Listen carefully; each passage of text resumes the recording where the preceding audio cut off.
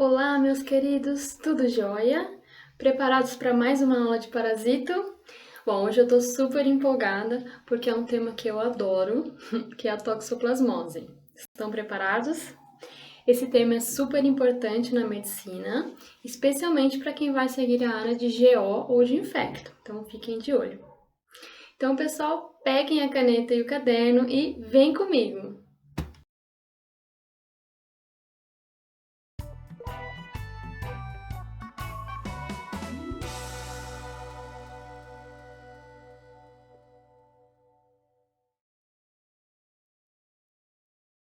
Toxoplasmose é uma infecção cujo quadro clínico no homem varia desde uma infecção assintomática até a manifestações extremamente graves. E ela tem como agente etiológico uma única espécie, que é o protozoário Toxoplasma gondii, que é um parasito heteroxeno, ou seja, ele tem um ciclo de vida com dois tipos de hospedeiros, né? O hospedeiro definitivo e o hospedeiro intermediário. E além disso, ele é um parasito eurixeno, ou seja, ele possui inúmeros hospedeiros possíveis, dentre os animais de sangue quente, sendo conhecidas mais de 30 espécies de aves e 300 de mamíferos que podem servir como hospedeiros intermediários desse parasito. Ou seja, neles, né, inclusive no homem, ocorre a fase assexuada do parasito. E os felídeos, no caso, né, tanto os gatos domésticos como os felídeos selvagens, são os únicos hospedeiros definitivos do toxoplasma, ou seja, apenas nesses hospedeiros é que ocorre a fase sexuada do ciclo do toxoplasma.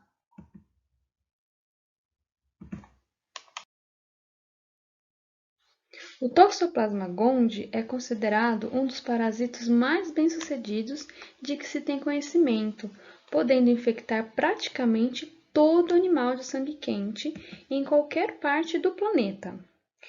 E ele é capaz de invadir praticamente todos os tipos de células nucleadas dos seus hospedeiros. Estima-se que a infecção pelo Toxoplasma gondii ocorre em pelo menos 1/3 da população humana mundial. Normalmente, ele não causa problemas, né, nos adultos saudáveis, felizmente, né, pessoal? Mas ele pode causar uma doença grave em recém-nascidos e em pessoas com sistema imunológico enfraquecido. No Brasil, a prevalência da toxoplasmose na população humana é estimada em 70 a 80%. E nos animais, a prevalência da toxoplasmose no Brasil também é alta, chegando a mais de 90% em bovinos. E muitos pensam que o gato é o único responsável pela transmissão da toxoplasmose, né? Mas será que ele é mesmo vilão, né, nessa história? Ele é o único responsável por essa disseminação ampla aí do parasito na natureza? Bom, a gente vai descobrir na aula de hoje, né? Mas é importante vocês saberem que a transmissão da toxoplasmose, ela está ligada a aspectos culturais e de higiene da população. Então, vocês vão ver que há 3 maneiras principais de se contrair o protozoário, né, causador da toxoplasmose, e que não é apenas o gato, né, que pode nos transmitir a toxoplasmose. Bom, o Toxoplasma gondii faz parte do agrupamento chamado Apicomplexa. Esse é um grande grupo taxonômico de protozoários com cerca de 5.000 espécies. E fazem parte desse agrupamento, né, dos apicomplexas, o Plasmodium, que é o causador da malária, provavelmente vocês já conhecem, o Cryptosporidium, que causa diarreia, e eu já falei sobre ele na aula passada, e vários coccídeos intestinais que parasitam os seres humanos e os animais. Bom, a palavra apicomplexa vem do latim, né? Eu acho legal a gente ver aí a origem da palavra para a gente entender o que significa, né? Então, ela vem do latim, onde apex significa ponta ou topo, e complex significa trançado, né? Muitos pensam que apicomplexa porque ele é muito complexo, né? E são parasitas que realmente têm um ciclo de vida bem complexo. Mas, na realidade, é por causa dessa estrutura, né, que fica na pontinha do parasito, que vocês vão ver que é o complexo apical, que ele tem uma estrutura trançada. E eles são, então, caracterizados pela presença de um apicoplasto e do complexo apical, tá? Que eu vou mostrar para vocês. Mas o que são apicoplasto e complexo apical? Bom, o apicoplasto é uma organela que funciona, né, de forma biosintética, né? Então, ela fornece componentes essenciais para o metabolismo do parasito e acredita-se que ela seja um vestígio de um cloroplasto, né? Aquela organela que faz a fotossíntese, né? Que então acredita-se que esse apicoplasto seja um vestígio, né? De um cloroplasto herdado de algas há milhões de anos atrás. Mas, né, hoje em dia ele não faz mais fotossíntese, né?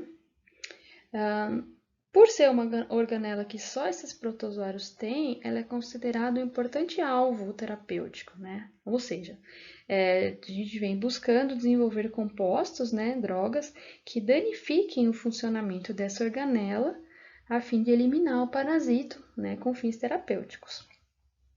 E o complexo apical, por sua vez, é uma estrutura que tem a função de penetrar nas células do hospedeiro. E ela é formada por um conjunto de microtúbulos dispostos em espiral, que é chamado de conoide,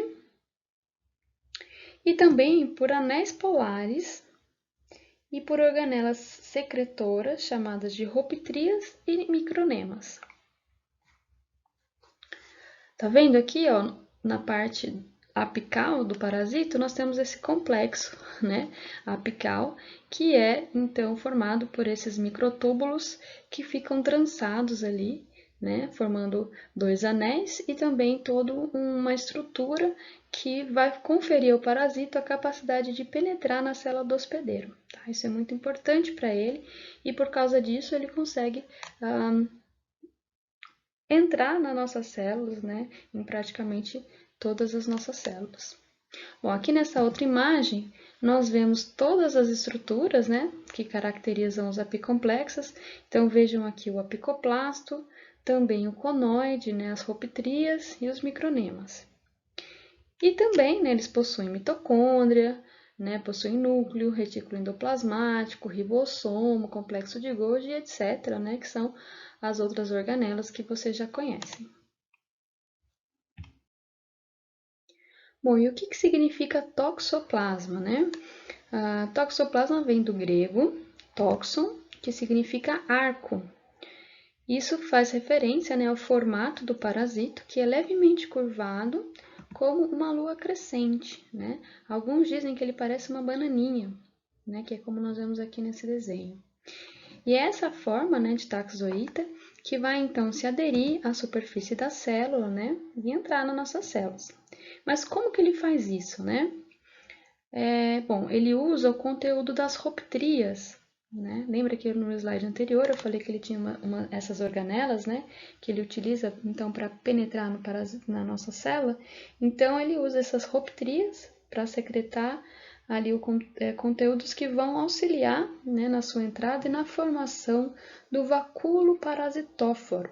Não sei se vocês já conhecem o que é isso ou já ouviram falar, mas vacúolo parasitóforo é um vacúolo encontrado nas células do hospedeiro, onde o toxoplasma vai morar, tá bom? Alguns outros parasitas também residem aí dentro do vacúolo parasitóforo, nós vamos ver, por exemplo, na aula de leishmania, né? Mas aqui no caso, a gente está falando do toxo, né? Ele também, então, vai residir e se desenvolver aí dentro desse vacúolo parasitóforo.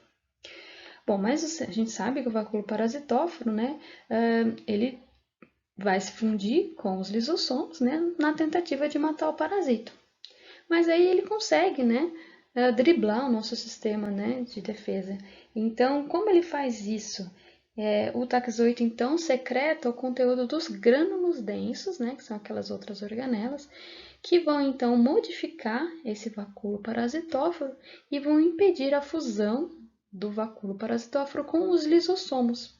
Então, dessa forma, ele consegue evadir, né, a ação microbicida das nossas células, e aí ele consegue sobreviver e se multiplicar lá dentro. Tá? Então, essa é uma das formas que o parasito usa para evadir o nosso sistema imune, mas existem outras, tá? Bom, e essa forma de bananinha aqui, a taxoíta, então ela invade vários tipos celulares, né? As células, então, que têm núcleo, como, por exemplo, as células imunes, as células hepáticas, pulmonares, musculares e por aí vai, tá? Mas lembrem que o toxoplasma não invade as nossas hemácias, tá? Bom, e daí, nas nossas células, ele se multiplica bem rápido, né, de forma intensa, por um processo chamado endodiogenia. Não sei se vocês já ouviram falar, mas é um processo de reprodução assexuada que resulta na formação de duas células filhas no interior de uma célula mãe e depois a célula mãe se degenera, certo? Então, dessa forma ele consegue se multiplicar muito rápido, né? E aí ele vai, então, se multiplicando no interior das nossas células até causar o rompimento, né, da nossa célula hospedeiro. E daí, então, os taxoítas são liberados para o meio extracelular e passam a invadir novas células. E esse processo ocorre na fase aguda da infecção. Tá? Então, nessa fase, nós podemos encontrar os taxoítas em líquidos orgânicos e excreções do hospedeiro. Tá? Então, como ele tem essa capacidade de se multiplicar muito rápido e invadir diferentes tipos celulares, a gente pode, nessa fase da doença, né, na fase aguda da toxoplasmose, nós podemos encontrar taxoítos nos líquidos e excreções, né, do hospedeiro. Bom, e aí depois de alguns dias, né, ou semanas, né, nessa multiplicação intensa no organismo do hospedeiro, né, onde ele realiza a invasão de diferentes células e a multiplicação, onde ele entra, né, em novas células, reinvade ali, e aí depois sai novamente, chega um determinado momento em que essas formas se convertem a um outro tipo de forma chamada bradizoíta, tá? Essas formas são mais devagares, né? São formas quiescentes, né? Como se fossem dormentes ali. E aí ela tá viva, mas ela tá ali quietinha, tá? Ela tá escondida, tá? Do nosso sistema imune. Então ela fica ali quietinha, se multiplicando lentamente, né? E ela pode ficar ali por muito tempo, né? E elas são encontradas, então, na fase crônica da infecção. E aí elas ficam dentro desses cistos teciduais, né? Como nós vemos aqui nessa imagem, né? Como se fosse um cisto dentro do tecido, cheio de bradizoíto. Então, nós vamos encontrar esses cistos teciduais cheios de bradizoítos, por exemplo, no tecido muscular, no tecido ocular, no tecido cerebral, né? E por aí vai. E são essas formas, né, que podem levar a uma recidiva, né, a que o paciente possa vir a apresentar sintomas, né, depois de algum tempo, né, da sua primeira infecção. Nós vamos ver isso mais para frente. Bom, e essas formas são resistentes ao pH do estômago, tá? Então, quando ingerido, essa forma, elas não são eliminadas pelo pH do estômago. Elas também são resistentes ao sistema imune, né? Porque elas estão ali, de certa forma, escondidas, né?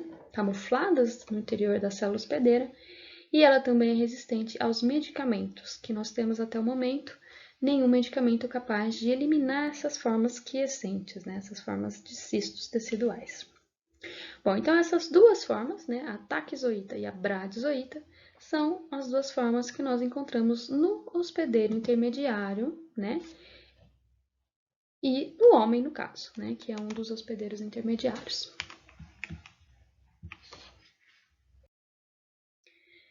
E outra forma importante do ciclo de vida do toxoplasma é o oocisto. Tá? Ele é eliminado nas fezes dos gatos, né, e de outros felídeos, mas ele não é infectante, né, nesse momento em que ele é eliminado ali imediatamente. Ou seja, eles não são capazes de causar doença, né, em outros hospedeiros imediatamente. Então, é preciso que essas fezes contaminadas dos gatos permaneçam no meio ambiente por 1 a 5 dias, para que esses oocistos sofram uma transformação, né? Então, essa transformação vai fazer com que o oocisto se torne um oocisto esporulado, tá? Essa transformação se chama esporogonia. Então, vai ocorrer a formação de esporozoítos no interior desse oocisto. Tá? E aí sim, eles vão se tornar infectantes. Bom, então, como nós vemos aqui nessa imagem, né, no interior desse oocisto esporulado, existem 2 esporocistos contendo 4 esporozoítos cada um. E aí nós vemos também aqui, né, a membrana, né, ele possui uma membrana que é impermeável e os torna muito resistente, né, aos desinfetantes e a outros agentes químicos. Então, é por isso que esses oocistos sobrevivem ao tratamento da água com cloro, com ozônio, com raios ultravioleta. Então, é uma forma de vida que pode ficar muito tempo ali no meio ambiente de forma viável. Só para vocês terem uma ideia, pessoal, né, sobre a capacidade aí de contaminação do meio ambiente pelos gatos, né, nós temos uma estimativa de que os felídeos infectados eliminam aproximadamente 1 milhão de oocistos por grama de fezes, tá? Mas isso só acontece durante um mês, tá? Apenas quando ocorre a primo-infecção do gato, né? Então, só quando ele se infecta da primeira vez com o toxoplasma, que então ele passa a liberar oocistos nas fezes. E daí, esses oocistos, como eu disse, eles são muito resistentes, eles podem ficar viáveis no solo por quase 2 anos. Então, é bastante tempo ali que, então, o parasito pode permanecer viável e vir a infectar outro hospedeiro.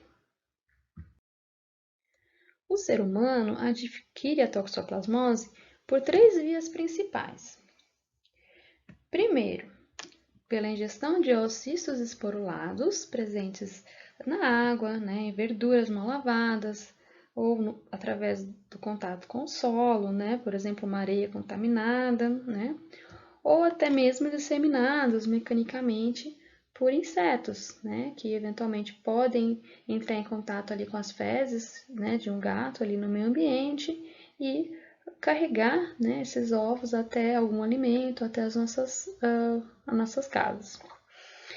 Bom, segunda forma seria pela ingestão de cistos teciduais contendo bradiozoítos, que então podem ser encontrados na carne ali dos hospedeiros, né?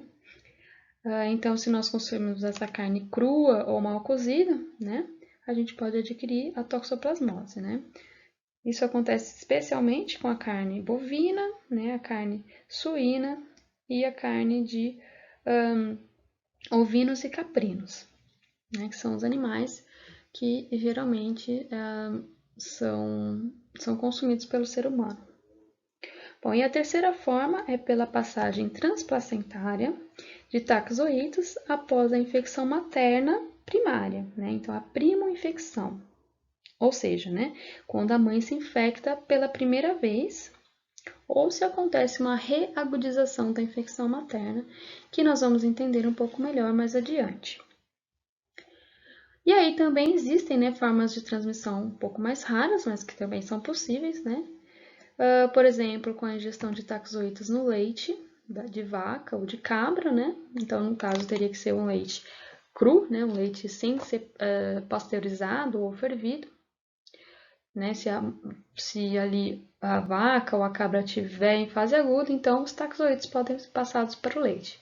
Então, todos os derivados aí de leite, né? Como queijos, iogurtes, podem, então, estar contaminados com parasitas se ele não for devidamente, né, processado. Outra possibilidade, né, a transmissão por acidente de laboratório, né, para aqueles que trabalham com diagnóstico ou com pesquisa com esse parasita, Outra forma são o transplante de órgãos, né? Se ocorrer, então, através de órgãos de paciente infectado, né? E também através da transfusão sanguínea, né? De indivíduos que se encontram na fase aguda. O ciclo de vida do toxoplasma desenvolve-se em duas fases, né? Como eu já mencionei. Uma fase assexuada, que acontece nos tecidos dos hospedeiros intermediários, né, como as aves e diferentes espécies de mamíferos, incluindo aí o homem, e a fase sexuada, que ocorre nas células do epitélio intestinal dos gatos e de outros felídeos, que são os seus hospedeiros definitivos. Bom, nós então adquirimos o parasito, né, principalmente após ingerir os oocistos esporulados e após a ingestão de cistos teciduais contendo os bradizoítos. E aí, então, esses parasitos, quando são ingeridos, eles passam rapidamente pelo nosso epitélio intestinal e começam a se multiplicar intensamente, né, dentro do vacúolo parasitófero, formando novos taquizoítos. E aí a célula vai se romper, vai liberar novos taquizoítos que vão invadir novas células. E aí então ocorre a disseminação do parasito, né? E aí esses taquizoítos livres, né? Ou mesmo intracelulares, presentes na linfa ou no sangue, né? Podem se disseminar pelo nosso organismo. E aí então, né, nós temos essa fase de proliferação do parasito que nós chamamos de fase aguda. Bom, e aí com o aparecimento da imunidade, os taxoítas eles são eliminados, né, do sangue e da linfa, e aí ocorre uma diminuição do parasitismo, né? Nós conseguimos, de certa forma, controlar, né, a infecção, e aí alguns dos parasitos se diferenciam em bradizoítos, e aí formam os cistos teciduais.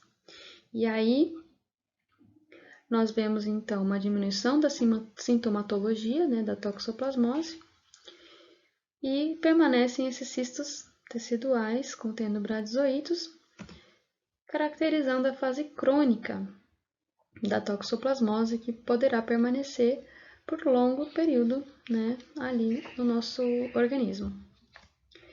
Bom, e aí, falando um pouquinho agora sobre o ciclo, né, que ocorre dentro do hospedeiro definitivo, né, que é o gato,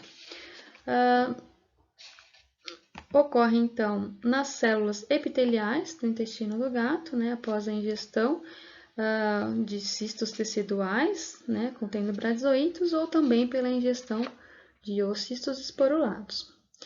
E aí os parasitos também são liberados ali no estômago, só que ali eles vão penetrar nas células do epitélio intestinal do gato e vão sofrer um processo de multiplicação chamado merogonia, onde vai ocorrer, né, a formação de vários merozoítos. Bom, o conjunto desses merozoítos, que são formados dentro, né, dessa célula, é chamado de meronte. E aí o rompimento da célula parasitada libera esses merozoítas que vão penetrar em novas células epiteliais e vão se transformar nas formas sexuadas, né, do parasito. Então, formas masculinas e femininas. E aí esse processo, né, de formação de gametas nós chamamos de gametogonia. Então, vão se formar os gametas masculinos e femininos, tá? Os gametas masculinos, eles são móveis, que são chamados de microgametas, tá? Eles têm aí dois flagelinhos que permitem com que ele possa se movimentar. Já os gametas femininos são imóveis, né? São chamados de macrogametas. O macrogameta ele permanece ali dentro de uma célula epitelial, né? Enquanto os microgametas eles vão sair da sua célula de origem e vão fecundar o macrogameta, formando então um zigoto. E esse zigoto vai evoluir dentro do epitélio intestinal, vai formar uma parede externa dupla e vai dar origem ao oocisto, certo?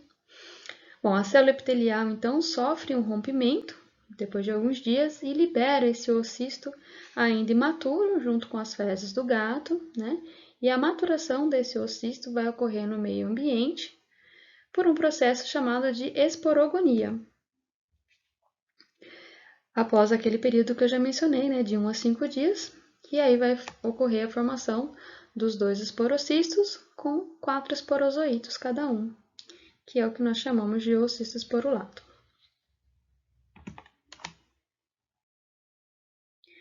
Bom, pessoal, as manifestações clínicas da toxoplasmose humana podem ser divididas em duas, né, de acordo com a fase em que ocorreu a infecção.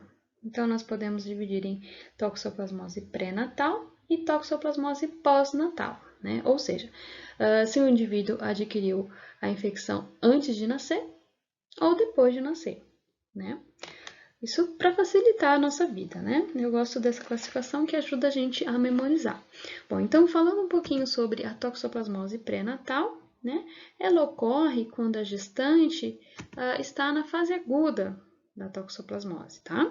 Ou então, quando ocorre uma reativação da infecção durante a gravidez, tá? Isso ocorre quando a paciente já tem a toxoplasmose, no caso ela está numa fase crônica, mas então acontece uma imunodepressão acentuada e aí os taxoítas podem se reativar, né? Então pode ocorrer essa reativação. Então os bradyzoítos voltam então para a forma de taxoíta e aí eles passam a se multiplicar intensamente, né? E podem atravessar a placenta.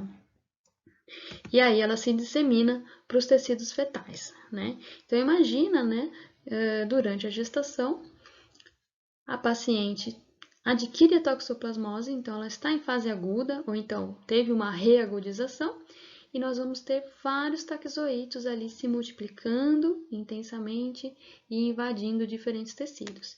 E aí esses taxoítos vão também atravessar a placenta e infectar o bebê. E aí, o que acontece nesse bebê, né?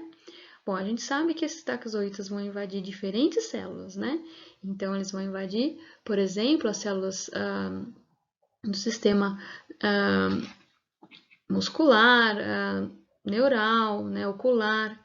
E aí, dependendo do período gestacional, a presença ali desses taxoítos, né, se multiplicando e rompendo as células, pode causar um dano muito grande nesse bebê, né, e até mesmo resultar no abortamento, né, desse bebê. Então, o que nós vemos aqui é um amplo espectro de possíveis manifestações, tá? Aqui eu coloquei 2 gráficos, né, para vocês entenderem, né, a questão do tempo, né, da idade gestacional e com relação ao risco de infecção fetal e as gravidades das sequelas. Bom, nesse primeiro gráfico aqui de cima, nós vemos então que o risco de infecção fetal aumenta com a idade gestacional. Então, quanto mais avançado estiver, né, a gestação, então quanto mais próximo, né, do nascimento ali do bebê, maior o risco do bebê adquirir a infecção. Então, se a mãe adquirir, por exemplo, no 3º trimestre, a chance de infectar o bebê é maior do que se ela tivesse adquirido a infecção, por exemplo, no 1º trimestre. Agora, a gravidade das sequelas é inversamente proporcional à idade gestacional. Ou seja, quanto mais cedo a mãe adquirir a infecção, né, da toxoplasmose, né, a fase aguda, maiores são as sequelas para o bebê. Então, por exemplo, se ela adquirir, né, a infecção no 1º trimestre, imagina que o bebê ainda está, né, em formação, o tubo neural, o funcionamento ali vital do bebê está sendo formado, então o parasito ali vai causar um dano muito maior do que se ocorrer, por exemplo, no 3º trimestre, onde nós temos já, né, um bebê com todos os órgãos já bem desenvolvidos. Bom, então, pessoal, a toxoplasmose congênita é uma das formas mais graves da doença, tá? Por conta disso, porque nós temos ali um parasito que pode invadir todos esses tecidos do bebê. E aí pode provocar sintomas muito variados, tá? Então pode variar desde bebês que nascem sem nenhuma manifestação, nenhuma alteração, como até bebês que nascem com alterações muito graves, né? Ou até que podem não vir a termo, né? Então podem ser abortados. Mas eu coloquei aqui nesse quadrinho as principais manifestações que nós enquadramos como síndrome de Sabin. Tá? Essa síndrome ela é caracterizada por corioretinite, que é a inflamação ali do coroide e da retina, né? Então, são tecidos oculares. Nós também podemos observar calcificações cerebrais, e isso, então, pode resultar em perturbações neurológicas e retardamento psicomotor. E também pode acontecer, né, alterações do volume craniano, onde nós vamos ter a macro ou a microcefalia, certo?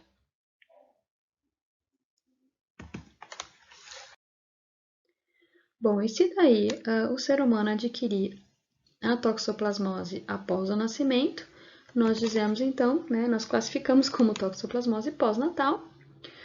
E aí também, né, essa pessoa pode apresentar desde casos benignos, né, sem nenhum sintoma, o que acontece na grande maioria dos casos, mas também pode acontecer casos mais graves, né, que podem resultar em morte. Tá? E esses dois extremos, né, existe uma variada gama de situações, né, que dependem da localização do parasita. Bom, então, quando tem sintomas, né, nós podemos dividir, né, esses sintomas, né, e essas manifestações em ganglionar, ocular, né, e encefalite. A manifestação ganglionar é a forma mais frequente e ela é encontrada tanto em crianças como em adultos. E o principal ali que a gente pode desconfiar, né, suspeitar de toxoplasmose, né, é a linfadenopatia, que é o aumento dos linfonodos com febre alta, tá? E ainda pode acontecer mialgia, né, que significa dor muscular, hepatoesplenomegalia, né, que é o aumento do baço e do fígado, e exantema, que são erupções cutâneas. Tá? Essas são as possíveis manifestações e as mais comuns, tá? Já na toxoplasmose ocular, né, o que nós observamos também é a corioretinite, né, que é uma lesão bem comum, que ela é decorrente da presença dos taxoídeos na retina e no coroide. E essas lesões, né, podem evoluir para cegueira, que pode ser parcial, né, ou até mesmo total, ou pode também ocorrer a cura, né, por cicatrização. E aí a gente observa, né, nos exames de fundo de olho ali uma cicatriz, que é bem característica. E ela pode ser decorrente, né, da fase aguda ou também de reativação em pacientes crônicos, né, devido a uma queda do sistema imune, né, então que vai levar a uma reativação dos cistos que estavam ali quiescentes na retina.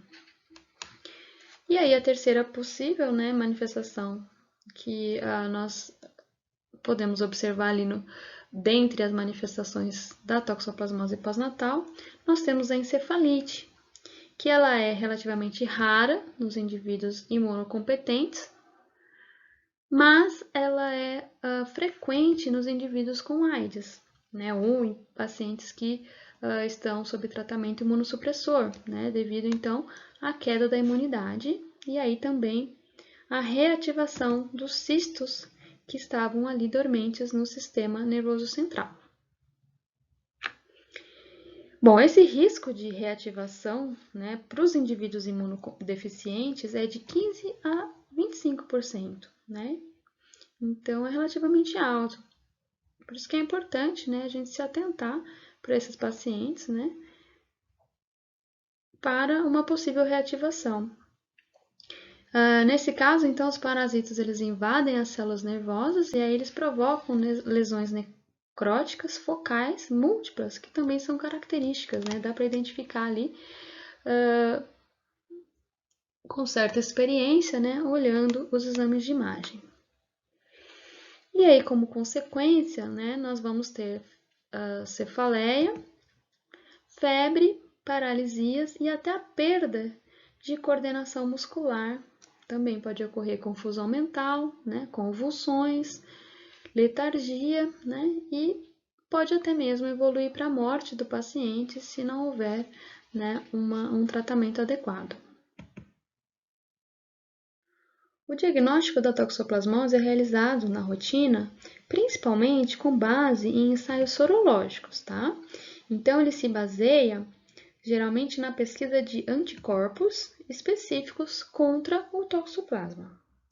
E os testes sorológicos mais utilizados são a reação de imunoinflorescência indireta, que nós chamamos de RIF, o ensaio imunoenzimático, que nós chamamos de ELISA, e a hemaglutinação, embora existam vários outros ensaios, tá, pessoal? Esses são apenas os mais usados. E os diferentes padrões de resposta, né, de anticorpos retratam as diferentes fases da toxoplasmose. Então, aqui vejam nesse gráfico, né, que nós temos aí essas curvas que representam os níveis de anticorpos do paciente ao longo dos meses. Então, percebam ali que nós temos esse perfil. Então, na fase aguda, nós temos determinados anticorpos que, com o tempo, né, passam a baixar e nós vemos, então, ali a fase crônica. E nós temos também a fase de transição, né, quando nós podemos perceber que o paciente provavelmente está, então, saindo de uma fase aguda e indo para uma fase crônica. Tá? Então, nós usamos esses títulos de anticorpos, né, do paciente para determinar em que fase da infecção ele se encontra. Bom, então a fase aguda da infecção, ela é caracterizada pela presença de anticorpos, né, das classes de IgM, IgA, IgE e IgG contra o toxoplasma, né, e por títulos médios ou altos de anticorpos da classe IgG. Né? Ou uma rápida elevação, né, desses títulos quando você faz amostras pareadas com intervalos, né, de 2 semanas. Então, você faz uma vez, depois repete depois de 2 semanas e compara, né, e percebe, então, uma elevação desse título de IgG. Tá? Então, isso é um indicativo de que o paciente está em fase aguda.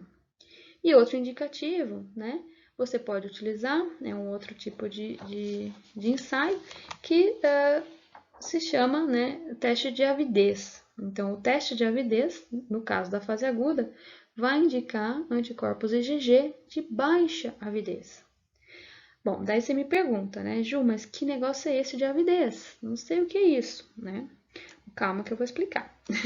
Se você não sabe o que é avidez, né, ele é um teste que se baseia na intensidade com que os anticorpos IgG permanecem ligados ao antígeno do toxoplasma. Tá? Então, existe um ensaio onde a gente consegue mensurar isso. Então, você consegue saber se aquele IgG do paciente, ele se liga muito intensamente ou se é uma ligação mais fraca. E aí, com isso, você sabe que o paciente está em fase aguda ou fase crônica. Né? Então, se ele está em fase aguda, a IgG tem baixa avidez, ou seja, ela não tem uma ligação muito forte com o antígeno. Já na fase crônica, né, tem uma ligação mais forte. Bom, e aí nós temos o perfil de transição, né, que é quando nós estamos passando de uma fase para outra, né, e aí nós vamos ter títulos altos de IgG, com avidez crescente, né, claro que você só vai saber que está crescente se você fez um período anterior, né, com algumas semanas de intervalo. E aí também você vai observar a ausência, né, dos anticorpos da classe IgA e IgE. Tá? O IgM pode estar presente, mas, né, ele já vai estar no título mais baixo, né, com a tendência aí a diminuir. Então, esse perfil, ele é, aos poucos, gradativamente substituído, né, em algumas semanas ou meses, pelo perfil da fase crônica, né, ou fase latente, que é quando nós temos, então, né, baixos títulos de IgG, mas esse IgG tem alta avidez, né? E aí nós temos ausência das demais classes, né, que eu mencionei aqui. Então, nós não vemos mais a IgM, né, o IgA e o IgE.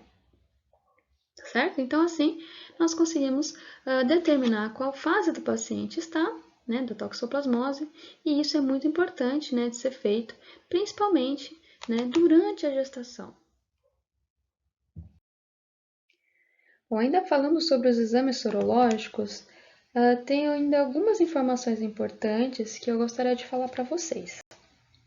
Nas gestantes, a sorologia para a diferenciação entre as infecções agudas e crônicas é essencial, tá?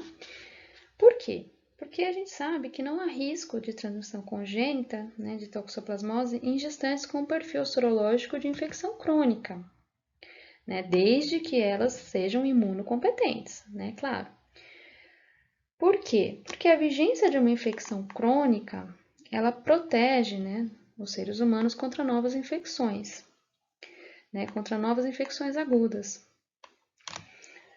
Agora, gestantes que são soronegativas, ou seja, né, que não foram ainda infectadas pelo toxoplasma, elas precisam ser acompanhadas durante toda a gestação. Por quê? Né? Para a gente detectar uma eventual soroconversão e aí tentar intervir, né, o mais rápido possível.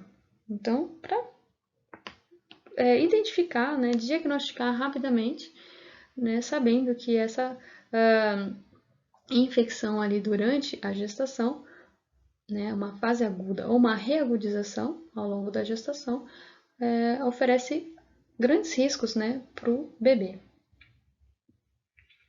Bom, e na toxoplasmose congênita, né, então, para saber se o bebê está infectado ou não, o que tem sido feito é a pesquisa de DNA do Toxoplasma gondii no líquido amniótico, tá? Isso a gente faz através de técnicas moleculares, no caso o PCR. Por que a gente não faz, então, a sorologia, né, desse bebê? Por que a gente não coleta ali o sangue fetal e faz uma sorologia? Porque o sangue, os anticorpos ali, né, que podem estar presentes, né, podem ser anticorpos maternos e aí confundir, né, o resultado do exame, né. Então, no recém-nascido, para confirmação do diagnóstico, é feito então o isolamento do parasito em amostras, né, de sangue, utilizando ali o creme leucocitário, que é onde nós encontramos, né, quando há a infecção, é onde nós encontramos os parasitos. Nos pacientes imunocomprometidos, né, a análise do perfil sorológico tende a ser pouco confiável, tá? Por quê? Porque o paciente, né, apresenta uma resposta, né, muito reduzida ali né, na produção de anticorpos. Então, o que nós fazemos nesses casos é o isolamento do parasito e a detecção do DNA do parasita por técnicas moleculares, né, que pode ser uma alternativa aí, já que ele tem um perfil de anticorpos que não permite a identificação, né, da fase crônica. E o que é feito, pessoal, nesses pacientes, geralmente, são os exames de imagem, né? Principalmente no caso, né, da encefalite. Então, o exame de imagem, através, né, das alterações ali no sistema nervoso central, são características da toxoplasmose, e aí, juntamente com as manifestações, né, clínicas e com esses dados das técnicas moleculares, a gente consegue então fechar o diagnóstico. E na toxoplasmose ocular, o que é feito, né, rotineiramente é o exame de fundo de olho, onde nós então podemos observar ali lesões, né, no tecido ocular, que são sugestivas, né, altamente sugestivas de toxoplasmose ocular, E aí nós podemos fazer, né, o ensaio para determinação dos títulos de anticorpos IgG no humor aquoso. E aí, com isso, né, juntamente com as manifestações clínicas, né, o diagnóstico clínico, nós conseguimos também fechar o diagnóstico. Bom, falando um pouquinho sobre o tratamento, né, nós podemos considerar a toxoplasmose como sendo incurável, devido à persistência, né, desses cistos teciduais contendo os bradizoítos lá nos tecidos do hospedeiro, né. Para que ocorra a cura, né, radical, né, a cura total ali, a eliminação dos parasitos, a gente deveria eliminar os bradizoítos, né? Mas os medicamentos que nós temos até o momento, eles atuam apenas contra as formas taxoítas, né? Bom, como a maioria das pessoas com sorologia positiva não apresenta sinais clínicos, né? Como eu disse, felizmente, e também somado ao fato de que as drogas empregadas até o momento são tóxicas, né, quando usados por longos períodos, é recomendado o tratamento apenas de casos agudos, sintomáticos, de gestantes em fase aguda, da forma ocular ativa ou de indivíduos imunodeficientes que apresentam sintomas. No caso da toxoplasmose aguda sintomática, né, o que é usado é a associação de pirimetamina com sulfadiazina, né? Só que a pirimetamina, ela é bem tóxica, tá? Ela causa depressão medular, porque ela inibe o ácido fólico. E aí, por conta disso, a gente precisa administrar, juntamente com o tratamento, o ácido folínico. Para a toxoplasmose aguda em gestantes, né, caso ocorra soroconversão durante a gestação, ou mesmo que a gestante esteja sintomática, a gente precisa iniciar o tratamento e daí ele é feito com espiramicina, caso a infecção ocorra no primeiro trimestre, tá? O que deve ser mantido até o final da gestação, se o feto não estiver infectado. Por quê? Porque a gente quer tratar a mãe e evitar, então, que a infecção seja transmitida para o feto. Esse fármaco, né, a espiramicina, ele é pouco ativo no tratamento do feto, tá? Porque ele tem baixa capacidade de atravessar a placenta. Então, ela não é usada com o objetivo de tratar o feto. Então, ela é usada para tratar a mãe, como eu mencionei, né? Para evitar a transmissão. Agora, se houver a transmissão fetal, né? Então, se a gente tiver algum indício ou através dos ultrassonografias ou mesmo dos exames, né, mais específicos, né, através do líquido amniótico, a gente tiver a confirmação da infecção fetal, aí a gente tem que substituir, né, a espiramicina pela sulfadiazina, tá? A sulfadiazina, sim, é capaz de atravessar a placenta e tratar o feto, ok?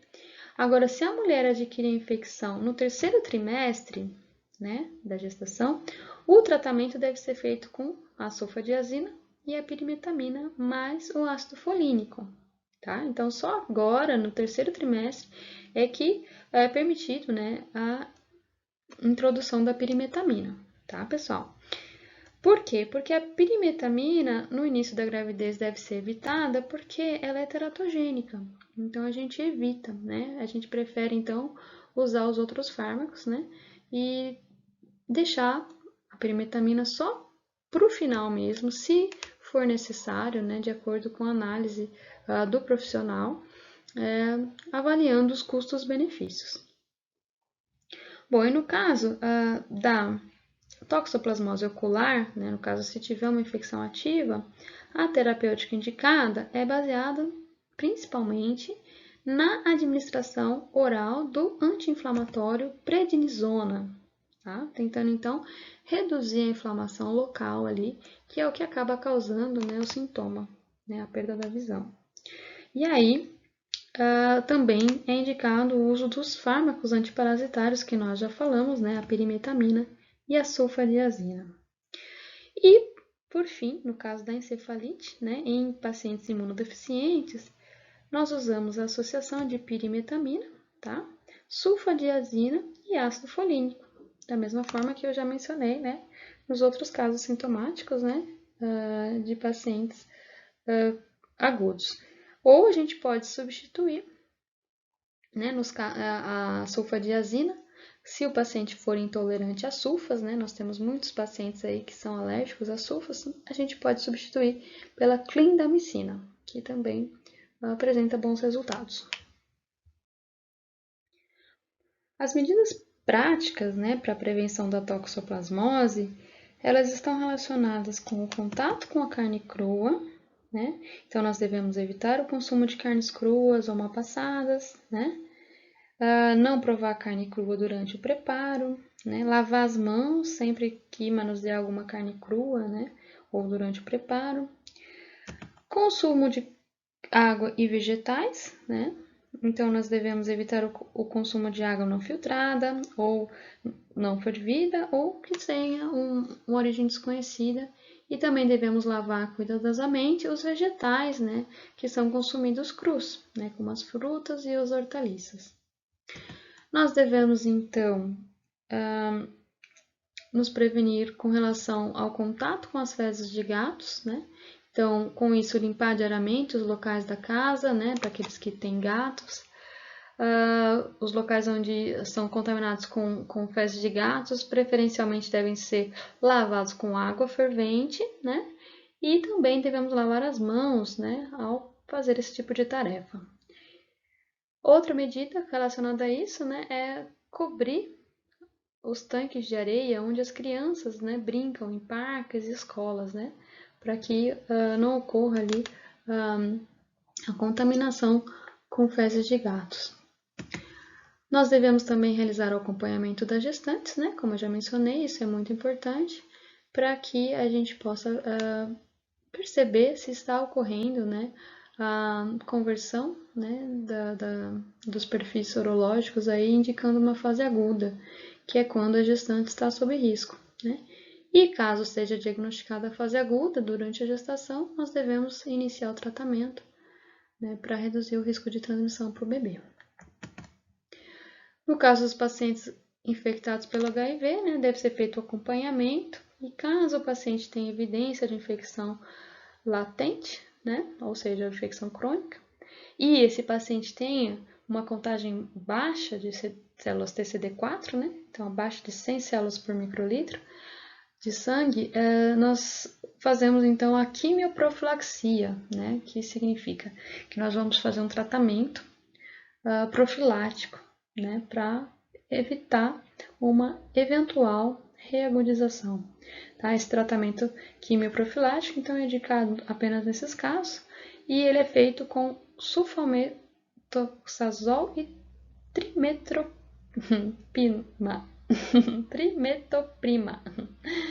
E aí, por fim, a investigação dos surtos, visando então definir a fonte de infecção para prevenir novos casos, né?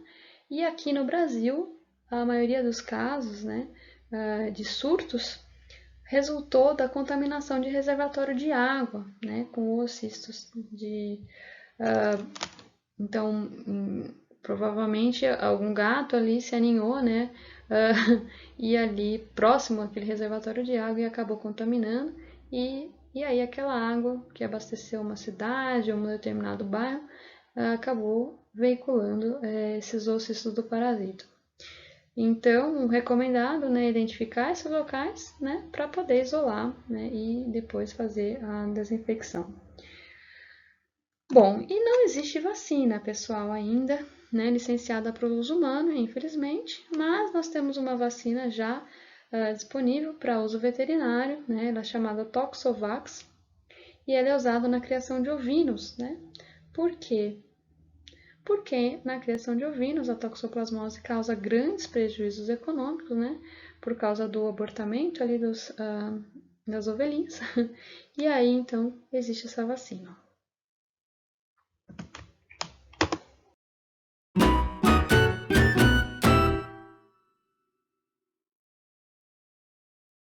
Bom, a toxoplasmose, então, é uma zoonose causada por protozoários da espécie Toxoplasma gondii. Esse é um parasita que causa um quadro clínico muito variado, né, que vai desde uma infecção assintomática até manifestações sistêmicas extremamente graves, que depende principalmente, né, do momento em que ocorreu a infecção, se foi antes ou após o nascimento, né, dessa pessoa, e da vigência ou não de imunossupressão. O diagnóstico é realizado principalmente pela sorologia e o tratamento antiparasitário é feito com a associação de diferentes fármacos, como a pirimetamina, a sulfadiazina, a espiramicina e a clindamicina. E a profilaxia consiste principalmente em evitar a ingestão de água, solo ou alimentos contaminados com fezes de gatos e evitar a ingestão de carne crua ou mal cozida.